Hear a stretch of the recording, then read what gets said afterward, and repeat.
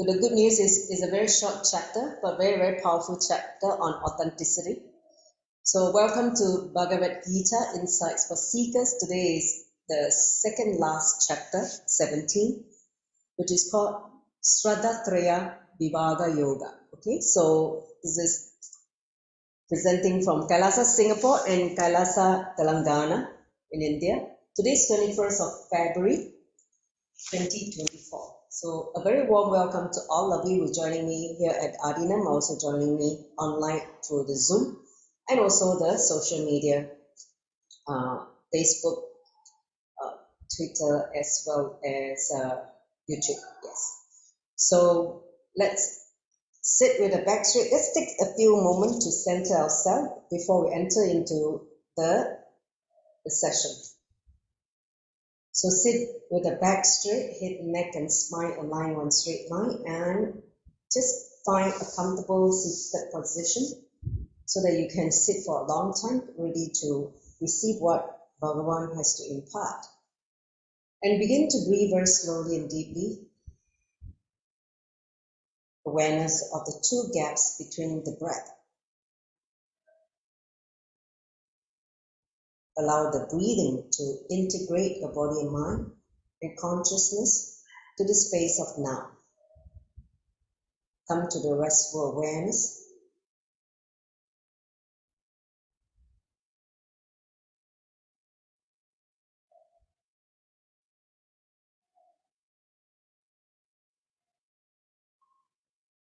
Enter into the space of Shravana, authentic listening, where there is no anything residues from the past to interfere in that knowledge transmission.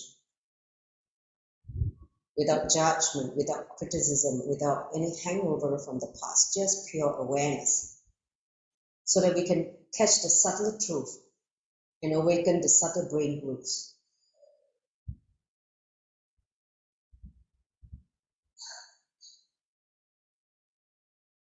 In that restful awareness, I'd like all of you to join the palms together in Amanjali Mudra.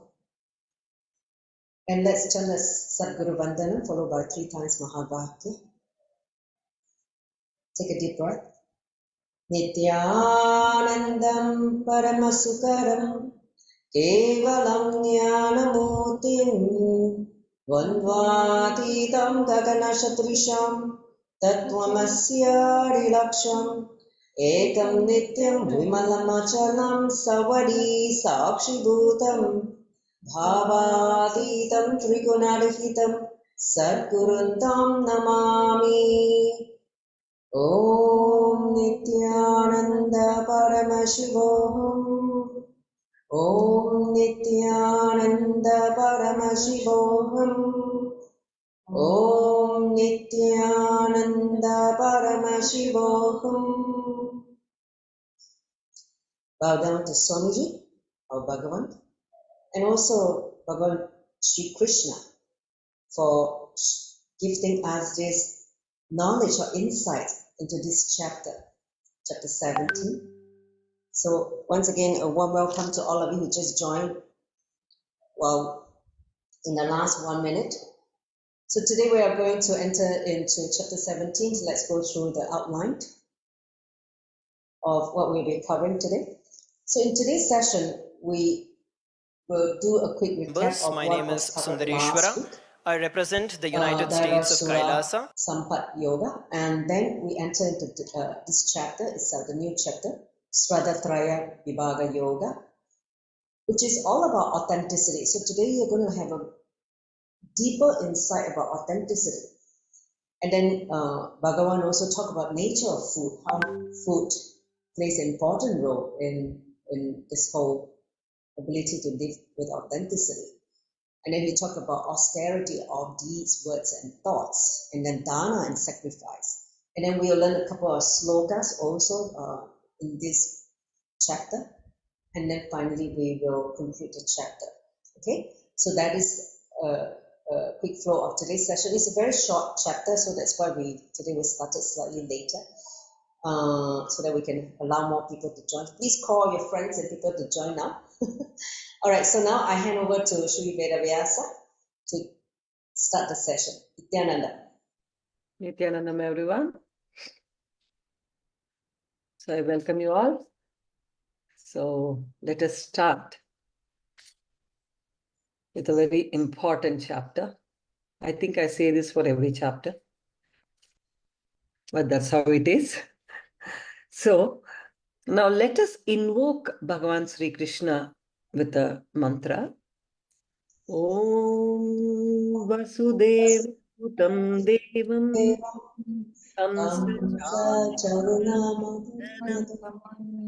Devaki Paranam Krishnam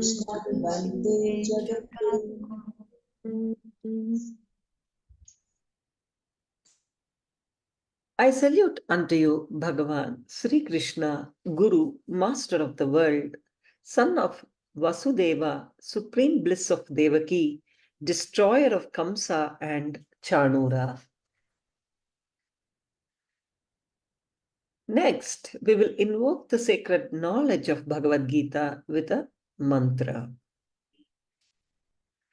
Om Parthaya Pratibodhita Bhagavata Narayanena Swayam Vyasena Gratitam Purana Munina Madhye Mahabharatam Advaitamrita Varshinim Bhagavatim Ashtadasadhyayinim Amba Tvamanusandadhami Bhagavad Gita Bhavadveshinim. Om, excuse me. Om, I meditate upon you, Bhagavad Gita, the affectionate Divine Mother, showering the nectar of Advaita, non-duality and destroying rebirth, incorporated into the midst of Mahabharata of 18 chapters by Sage Vyasa, the author of the Puranas, and imparted to Arjuna by Bhagavan Sriman Narayana himself.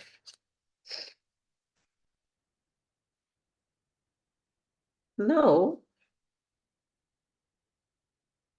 I will give a short recap of the previous Adhyaya, Daiva Asura Sampadhi Yoga. Please understand, last session Bhagavan Sri Krishna told us that human beings are born with innate divine nature, but they are not any sinners. Whether we act divine or demonic, our inner space is divine. So he also explained how to awaken the space of divinity within us.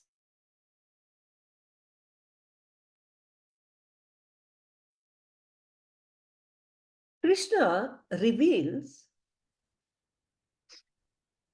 tells us to be without fear and greed and anger.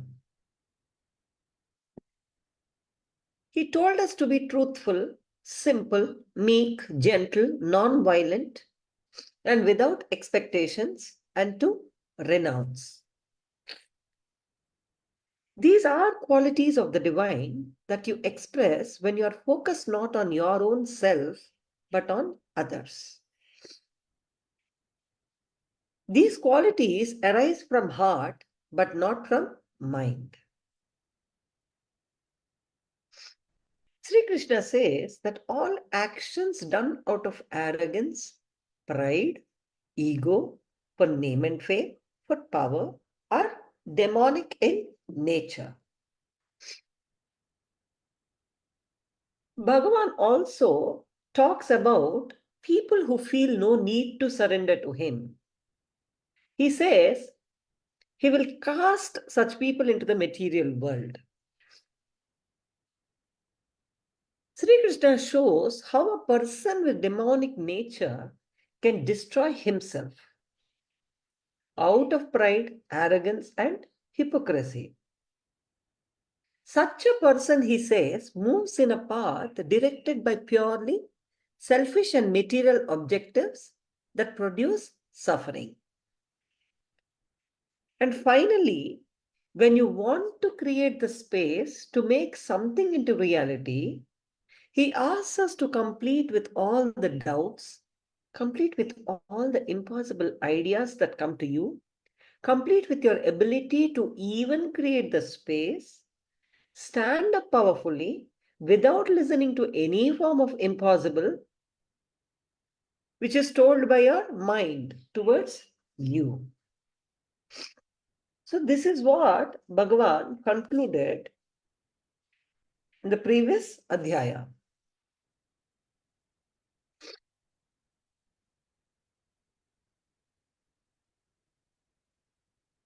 Please understand, today we are going into Shraddhatraya Vibhaga Yoga. Means it's speaking about living, how to live, and it is telling us that living is about having Shraddha, courage of authenticity, to live the truth.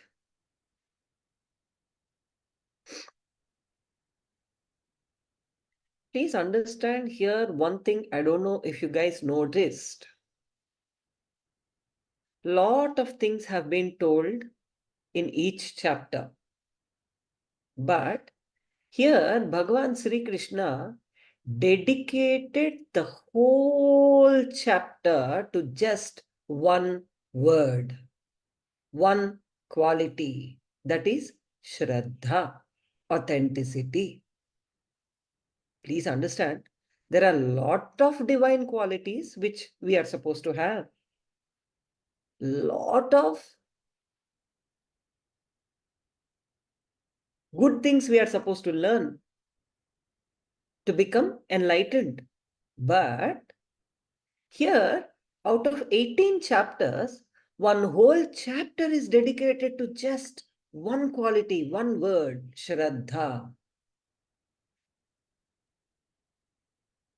So Krishna now gives the methodology to internalize and live the truths in Shraddhatraya Vibhaga Yoga.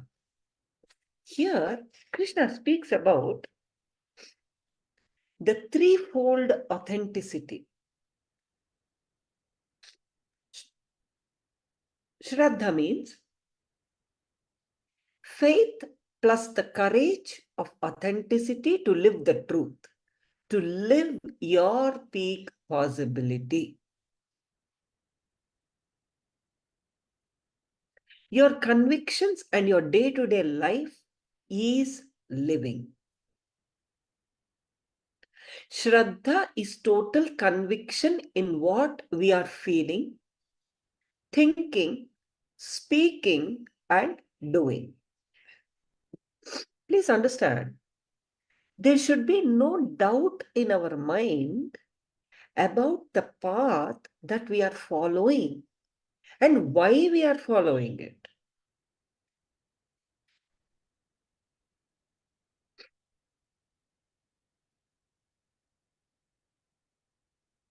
So what is this Shraddha? What is this authenticity? Please listen. Authenticity is being sincere to the four aspects of you. What are those four aspects? What you feel as you, inner image. What you project you to others, outer image. What you think about others and life, others' image. What others hold you as a person, that is life image. Being sincere to all these four things, all these four aspects of you is called authenticity.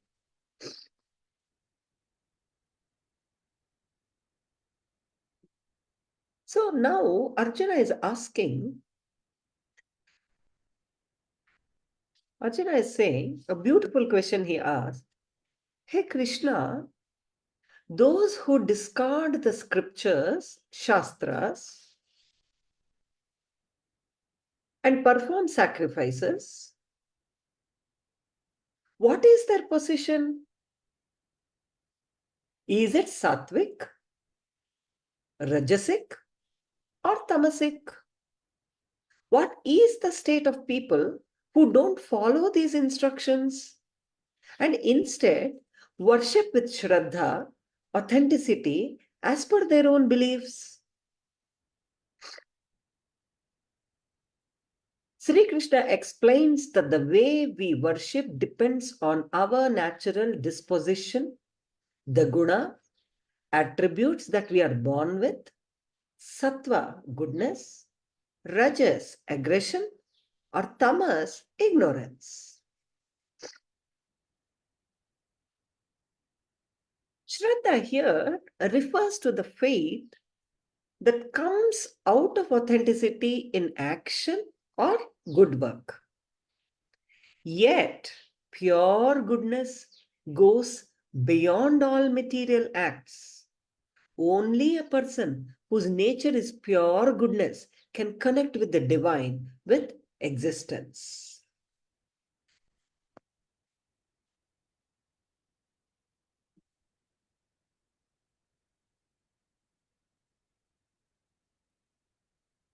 Here Bhagavan Sri Krishna says that our life, that our style of worship also depends on our nature, the way we worship. Previously, in chapters, Bhagavan spoke about how to worship, right? A person established in sattva worships devatas, deities, gods who are peaceful, gods who are peaceful. He worships. A person established in rajas, he worships yakshas, supernatural beings, and rakshasas, demons. A person established in tamas, ignorance, worships pretas, spirits, and bhutas, ghosts. So based upon our ideal, our gunas, attributes, we can be described. So beautifully Bhagavan says, do not punish your body, do not torture your soul. You also punish me because I reside in you. See, when you punish your body, he's saying you're punishing him because he resides in you. The body is the temple of God. By torturing the temple of God, you torture the supreme consciousness residing inside. Those who torture the supreme consciousness inside the body are certainly demons.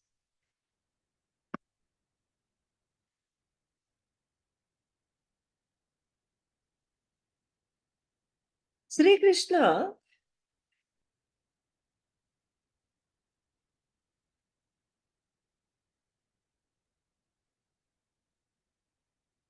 speaks about food. See, it's so funny. Bhagavan is literally spoon feeding us. He's speaking about food also. So clearly he is giving us how to live. So Bhagavan now speaks about food. 3 different types of people enjoy 3 different types of food. The foods that promote longevity, virtue, strength, health, happiness, joy are juicy, smooth, substantial, and nutritious. Such foods are liked by persons in the mode of goodness, sattvic. Sattva guna people will enjoy these kind of foods. People in the mood of aggression, rajas, they like foods that are very bitter, sour, salty, hot, pungent, dry, and burning, and cause pain, grief, and disease. Means, people who like all this masala food, spice food, all these things.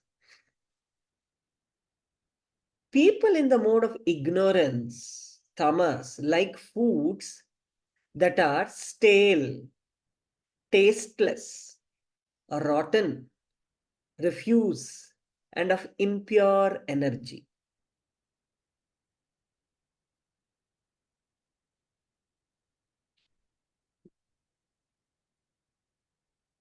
Means refrigerated, you know what? I don't want to mention. So basically, fresh, subtle, very subtle vegetarian food is what Sattvic people like. So here, Bhagavan is giving us technology to experience authenticity. Please understand, all you need to do is jump into authenticity, the space of possibility. The moment we jump into Shraddha, we experience the truth. We become Krishna. We experience Krishna consciousness. Now we will enter into the technology of experiencing authenticity, the technology of Krishna consciousness.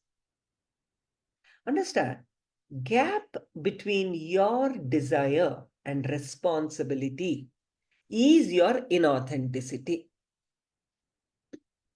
Your desire should come with responsibility, isn't it? Bring more and more authenticity, take more and more responsibility. When you take responsibility, sit by creating the space and be ready to sacrifice. The world will simply move based on your word. The world will move as you want.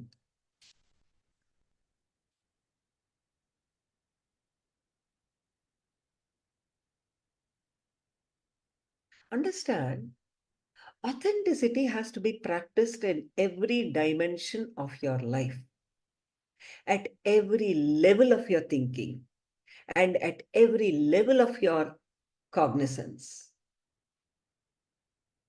Understand that the ultimate step or the straight way to enlightenment is authenticity to live the truth.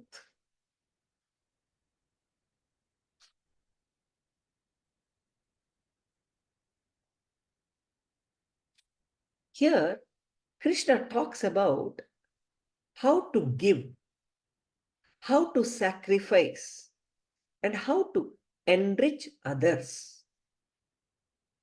In the Vedic tradition, enriching sacrifices such as fire rituals, yajna, were not mere rituals to worship celestial beings. They had a far deeper meaning of enriching. When the great rishis performed yajna, they expected nothing. These rituals were done to please the celestial beings and nature for the enriching welfare of humanity. These were selfless offerings of sattva guna, goodness. Krishna defines austerity of deeds, words and thoughts. I'll tell you one small story. It's not a small story, small example. See, understand, any yajna should be performed selflessly, without any benefit oriented. I'll give you a small...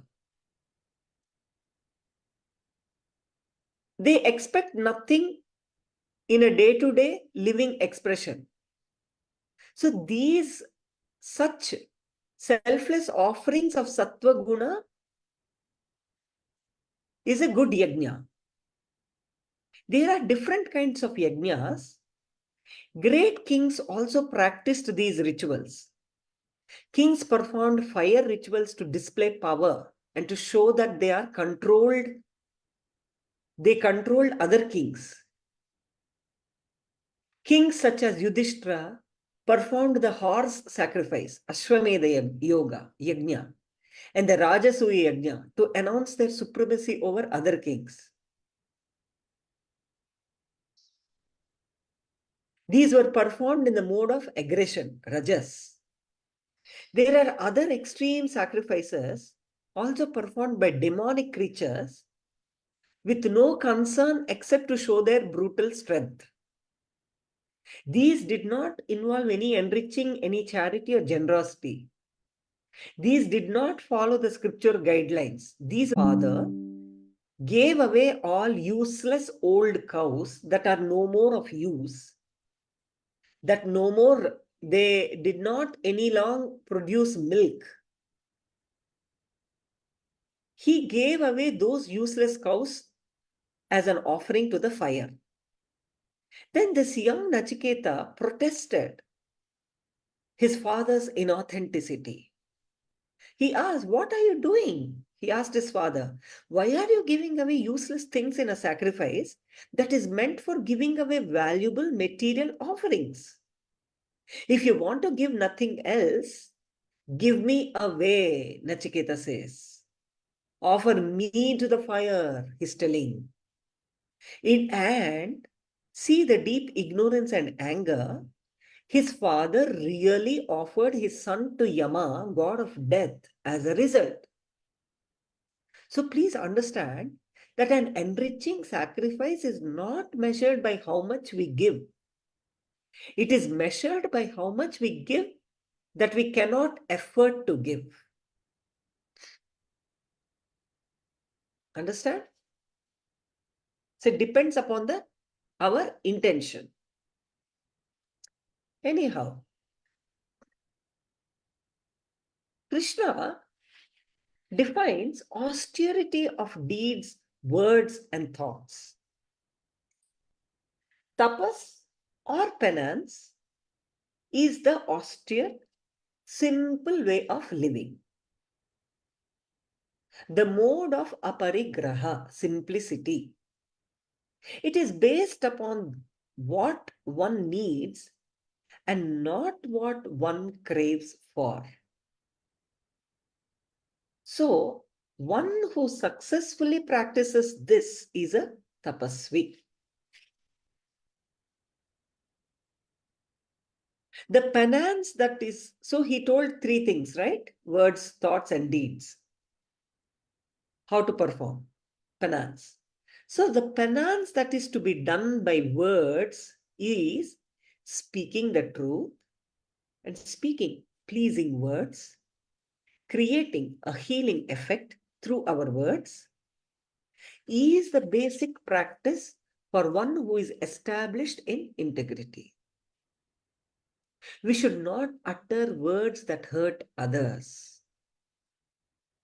Our presence should be healing and enriching others. Krishna calls this tapas, austerity of words.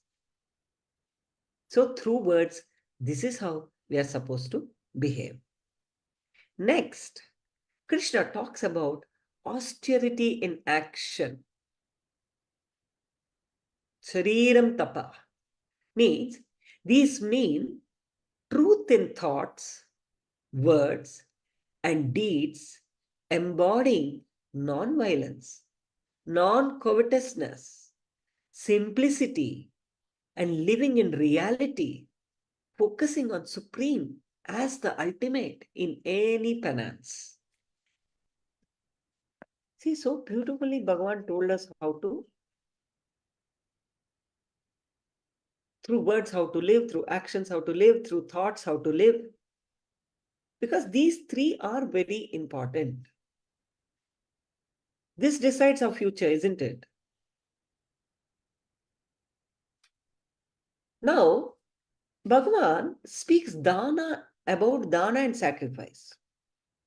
Concept of dana, enriching charity. Krishna says that when charity is done purely out of a feeling of sharing to enrich others, it is sattvic, the ultimate good purity. In this Shraddhatraya Vibhaga Yoga, Shraddha is also the understanding that the enriching act of sacrifice, austerity or charity, yajna, tapas or dana is not directed towards oneself or a material goal. They are directed towards the enrichment of supreme consciousness.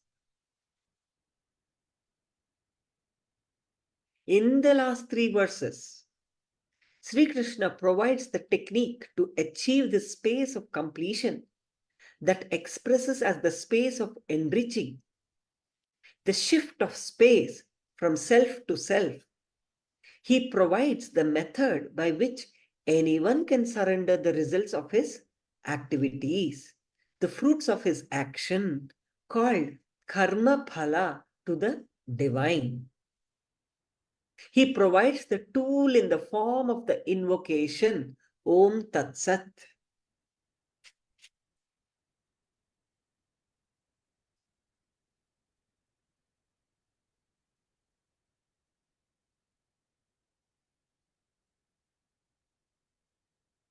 Bhagavan spoke very elaborately about tapas and, austerity and all this.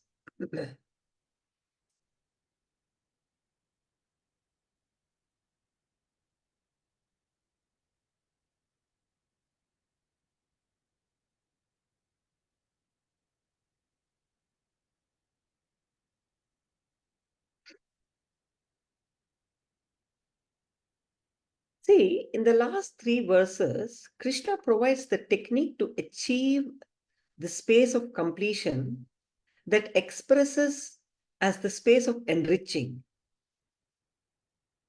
the shift of space from self to self. He provides the tool in the form of the invocation, which is called Om Tat Sat. Here, I will chant a shloka. All of you also can chant.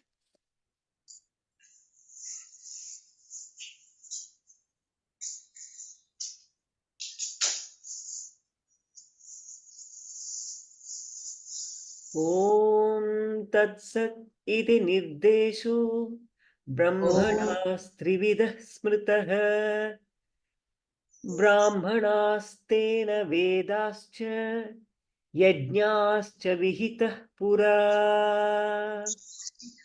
You chant now. Om Tat Sat iti Om Tat Sat iti nirdesho Nidesho brahmanas Brahmanas trividah smritah Vibhaga brahmanastena Brahmanastena vedascha Vedascha yajnascha Yajnascha vihitah pura. Vihita Pura. Means Om Tat Sat is said to be the threefold name of the eternal being Brahma. Persons with good Brahmanic qualities, the Vedas and the selfless service, Seva, Yajna were created by and from Brahma in the ancient times. See, these three words, Om Tat Sat, are the words of the divine. Om iti etat Brahmano Nedistham Namah shows the first goal, the beginning. The first goal, the beginning. Tat Tvam Asi indicates the second goal, the continuation. Sat Eva Saumya is the third goal or final result. All three combined give the words Om Tat Sat. This is why these words have such great importance or significance. Any person doing enriching or working with the space of addressing Om Tat Sat will be with existence, the divine consciousness. These three words simply imply I offer all to that truth, I surrender everything to that divine, let that be the truth. This is the Mahavakya, the great truth handed down by the master to Arjuna as the technique to ensure Shraddha, authenticity in all activities of sacrifice, austerity, and charity.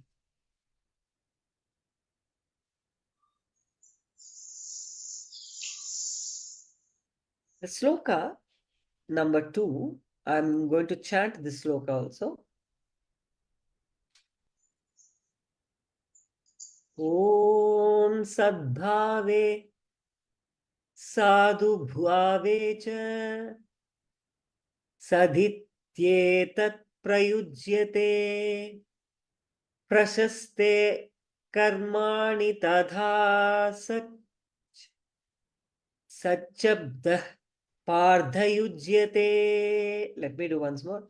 Om Sadbhave Sadhu Bhave Cha Sadhityetat Prayujyate Prashaste Karmani Tadha Satchabdah Pardhayujyate means the word Sat is used in the sense of reality and goodness.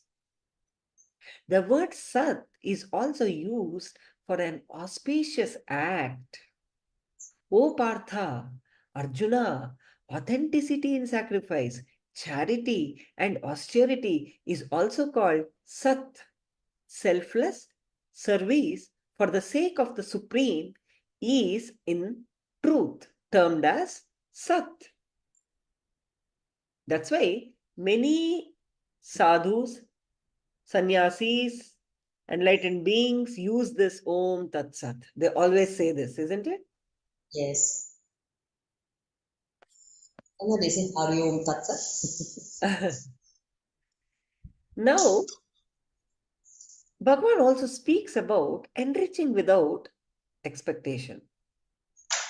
Any action, whether penance, tapas, charity, dana, or sacrifice, yajna, has no meaning when the purpose is not to achieve the ultimate, the divine. The purpose of all these things is to achieve the ultimate, the divine. The final aim in all the Vedas is to gain the experience of Krishna or the Supreme Consciousness. Please understand, incarnations still landing on planet Earth to make all of you enlightened is nothing but the universe practicing responsibility. Why will these incarnations come? Because universe itself is practicing responsibility by sending these incarnations onto planet Earth to make us transform and to make us get enlightened. He leads you on the path of complete cognition for an experience of the ultimate consciousness and ultimately to love and oneness with the divine. This is where the role of a guru is important. See, understand, the guru is the only being who can enrich you with a space of completion to make your life successful and fulfilled. So, let us all pray to Parabrahma Krishna to give us the experience that leads to the ultimate consciousness Nithyananda. Let us pray to him to give us all Shraddha, authenticity, and experience of the truth that he's teaching through the Gita to all of us. And let him make us establish ourselves in eternal bliss Nithyananda. So, any more questions?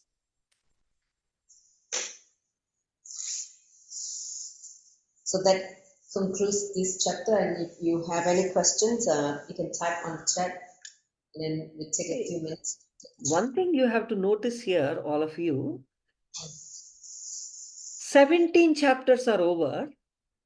Bhagavan spoke so much about so many things. But Bhagavan chose the whole chapter to speak about authenticity when he's concluding the Gita. That means what? This is the most important quality for anybody to have. That's why he's concluding the whole Gita with this one thing. And that is that why Swamiji said that just by living this authenticity can lead you to the ultimate, right? Yeah, enlightenment. Because the moment we live authenticity, we are living authentic thoughts, authentic words, authentic actions. That's it. Completion is over and we are enlightened. Isn't it? So any questions? Any questions? Looks like everybody is.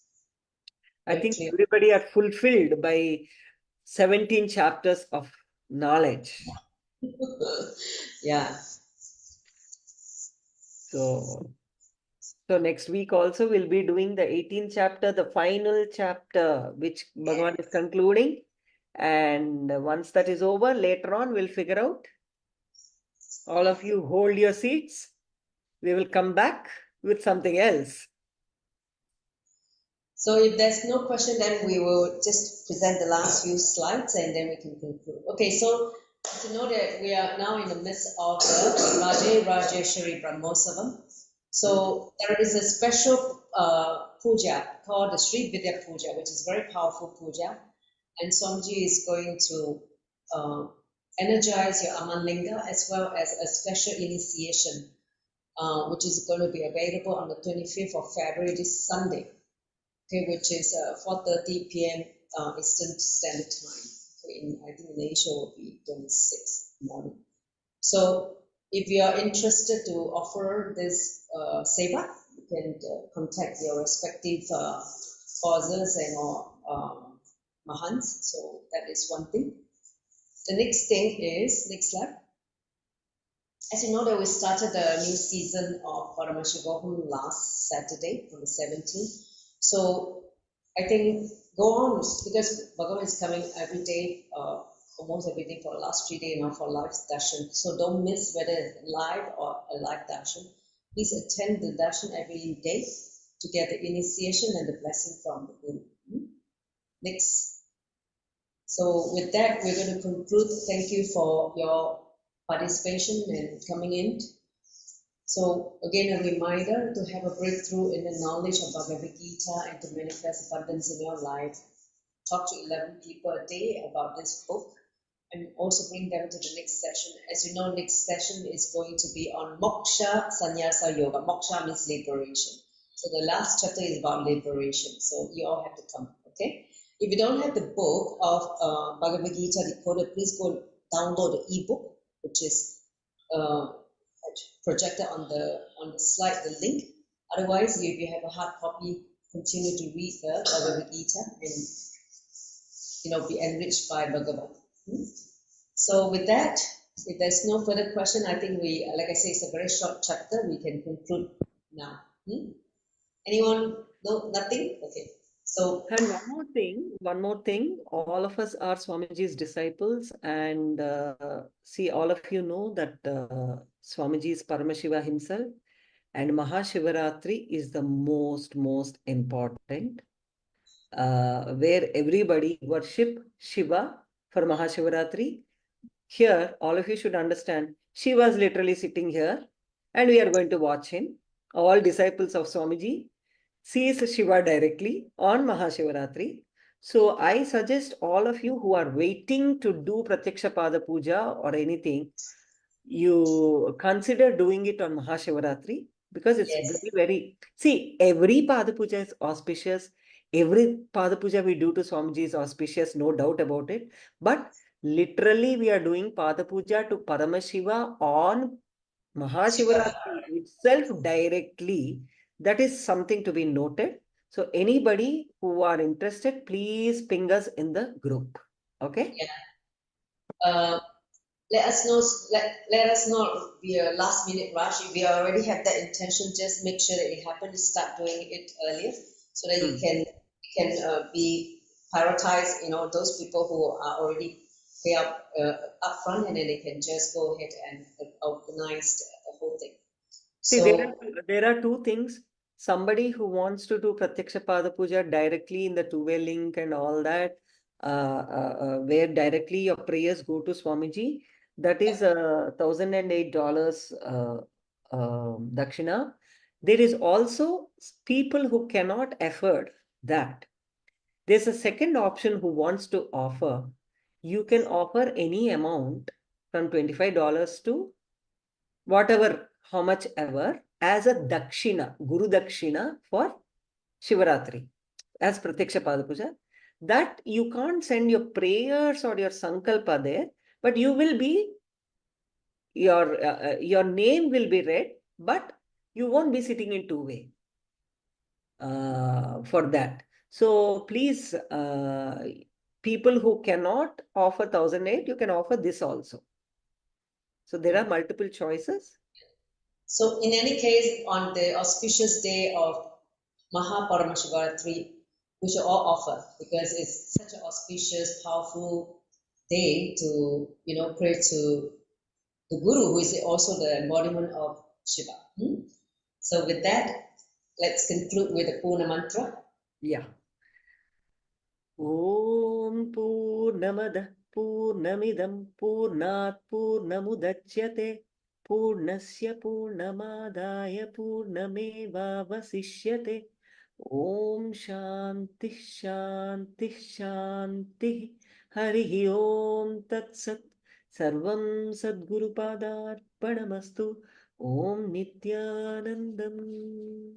Nithyananda, see you all next week for the last chapter. Yeah. See you, Nithyananda.